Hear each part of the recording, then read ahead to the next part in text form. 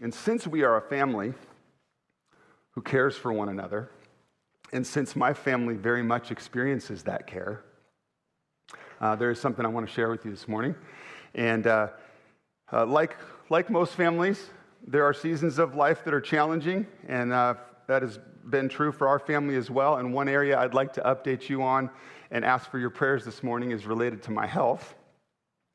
The past few months, I have undergone multiple tests and some small procedures and had consultations with doctors, and ultimately recently then got to the point where doctors were making an important recommendation.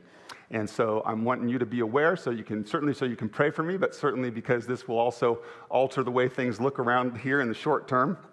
I am soon headed for open heart surgery to repair my mitral valve. And while this is a significant procedure, we know that, Amy and I are totally at peace by the Lord's care. And part of the Lord's care is such a capable medical team. I'll be up at OHSU for the surgery because, and it really is, church family, easy to rest in God's care in situations like this, because in the rain, in the shine, God is good all the time. Now, that's the 1 cent version. I'll probably try to send you an email with a little more details. But speaking of more details, for those of you that are interested in the technical, in the medical jargon, some of you I know would love to dig in the weeds here and really understand what's going on with Pastor Derek. So for those of you that are interested in the technical, the medical explanation, my wife Amy really wanted to make sure I was clear about this. So here's what she recommended. Let's put up the first photo. The orange thing on the right represents what my mitral valve should be like. Now, what is the thing on the right? The thing on the right is Pastor Jake, dressed up in that. Now, if you don't recognize this picture, I'm sorry that you missed out on last Sunday. Last Sunday, we celebrated that Debbie Davies has been serving faithfully at Faith Church for 20 years. And you should go back and watch the video if you missed it. And there is bubbles, right? You can't see them in there? Well, you can. There's bubbles everywhere. There's that on the right. And then there's some encouraging words for Debbie. So anyway, that's what you missed. That's where this picture is coming from. But seriously, technical medical jargon stuff. My mitral valve is supposed to be like that, but this next photo shows what my mitral valve is behaving like. Now, apparently my technology use was not quite adequate because it's not doing but what you should imagine it's doing, right? Everybody with me? That photo was supposed to do that, so I didn't have to.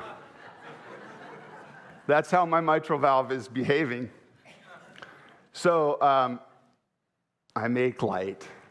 I recognize it's a significant situation, but we do trust the Lord, and there's every confidence that there's going to be an excellent repair job done, and a long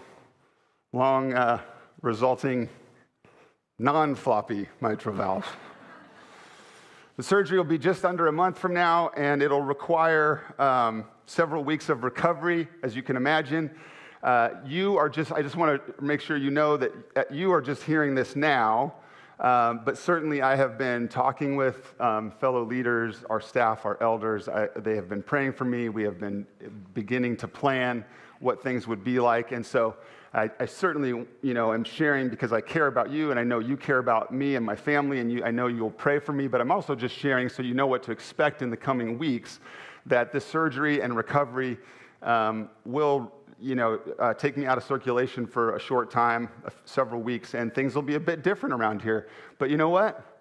That's just fine, because we have plenty of experience around here of being without me for the short term. The ministry at Faith Church will continue just fine, because God is at work in and through you, right?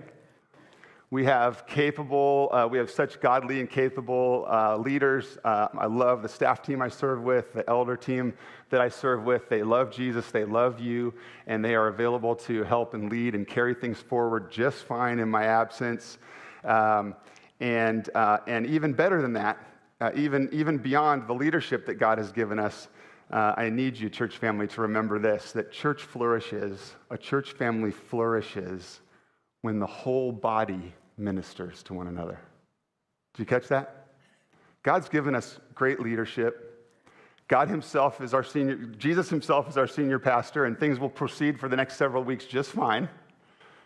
But a church really flourishes when the whole body ministers, when every follower of Jesus worships, serves, gives, cares, and ministers for one another and to the glory of Jesus. So I know I can count on our church family to continue thriving in that way as well. And then I look forward to returning with a strong heart physically and a heart of passion that's never changed. Passion and excitement. I have just as much as ever about what God is doing in our church family and how he wants to work and what he's calling us to in the future.